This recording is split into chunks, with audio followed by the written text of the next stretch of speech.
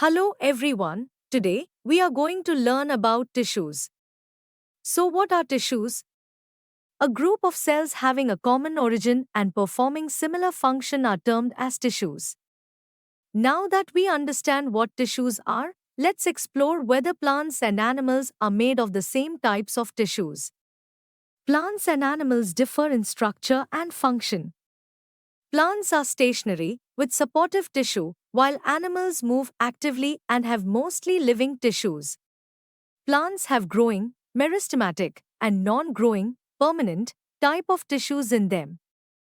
However, animals only have single type of tissues which have same amount of growth. Let us look at some differences.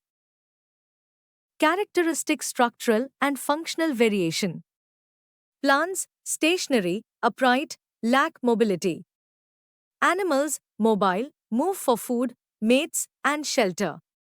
Supportive tissue differences require extensive supportive tissue due to fixed nature. Supportive tissue often contains dead cells. Less supportive tissue since mobility is inherent. Most animal tissues comprise living cells. Growth pattern disparities, limited growth in specific regions. Certain tissues divide throughout life, meristematic tissue. Uniform cell growth. No clear demarcation of dividing and non-dividing regions. Organizational specialization. Less specialized organ systems compared to animals. Adapted for a sedentary existence. Highly specialized and localized organ systems in complex animals. Reflects adaptation to active locomotion and specific feeding methods. Adaptation to different lifestyles. Suited for a sedentary lifestyle, emphasizing upright growth. Adapted for active locomotion, reflecting a dynamic lifestyle. With a clearer understanding of these differences, let's focus specifically on plant tissues.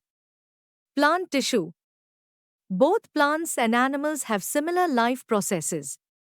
However, they do not have similar types of tissues because of differences in their organization, growth patterns, mode of living, lifestyle, movement, and locomotion.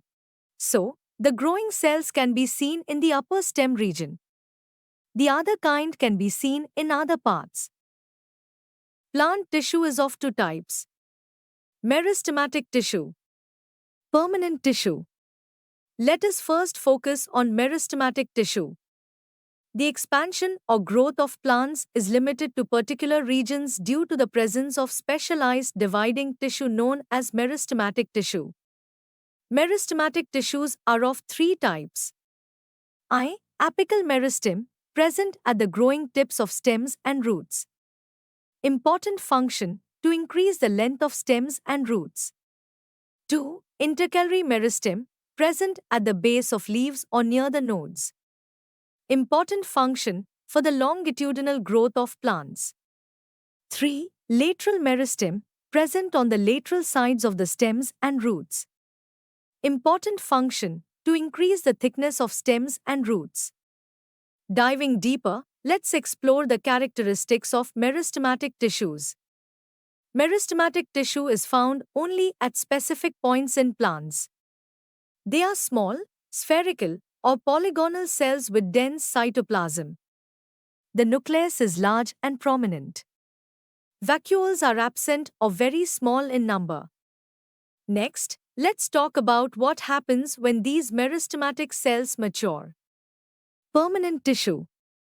Permanent tissues are derived from meristematic cells which have lost the ability to divide.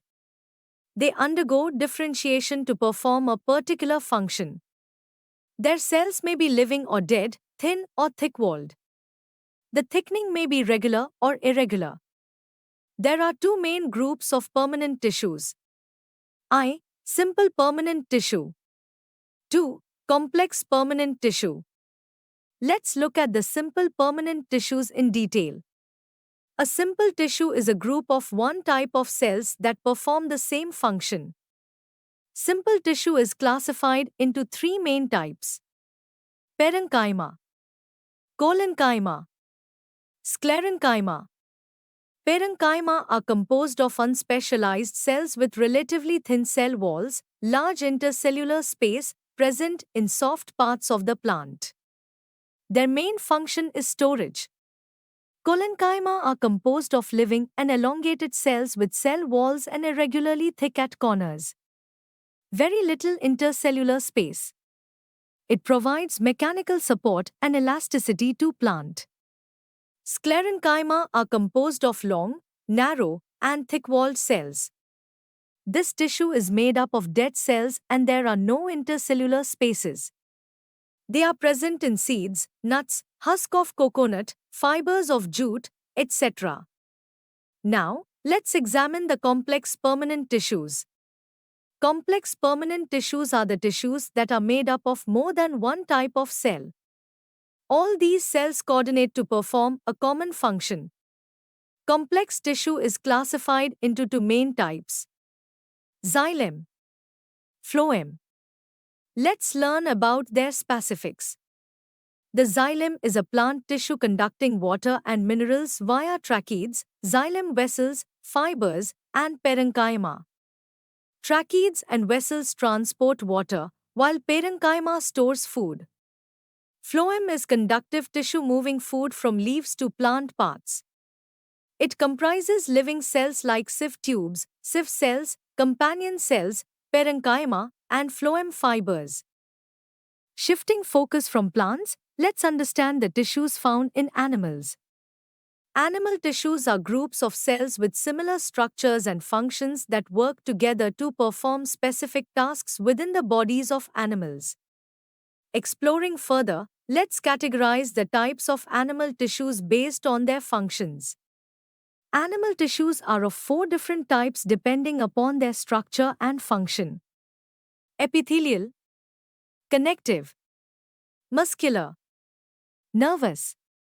Starting with the epithelial tissue, let's delve into its types and functions. From the covering of the external surfaces, internal cavities and organs of the animal body.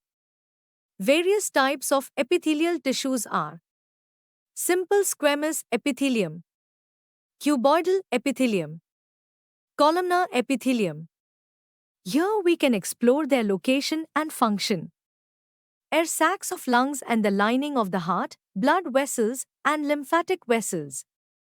Function: allows materials to pass through by diffusion and filtration, and secretes lubricating substance. In ducts and secretory portions of small glands and in kidney tubules. Function: secretes and absorbs. Ciliate tissues are in bronchi, uterine tubes, and uterus. Smooth, non-ciliated tissues are in the digestive tract, bladder. Function: absorbs. It also secretes mucus and enzymes. Let's explore the unique characteristics of connective tissue next. Connective tissue connects and supports body parts. It has cells spread apart in a matrix. Blood, with its fluid plasma, is one type. Others include bone, ligaments, tendons, cartilage, and fat tissue. They do things like support organs, connect bones, and store fat.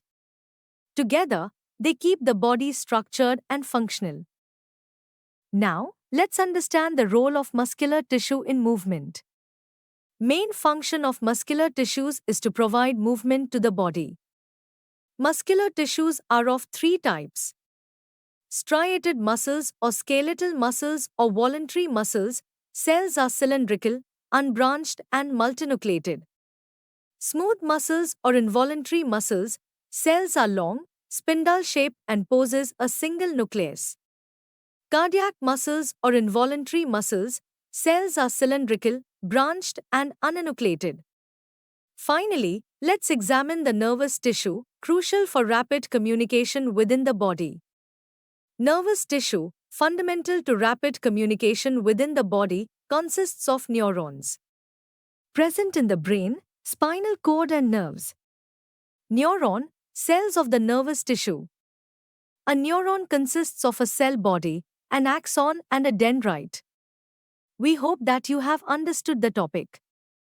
You can now study chapter notes Watch video lectures and solve MCQ tests of this chapter on Edurif to ensure you score well in your school exams. And that's not all. You also get amazing courses for maths, science, English, Hindi, and much more for class 9. Thank you.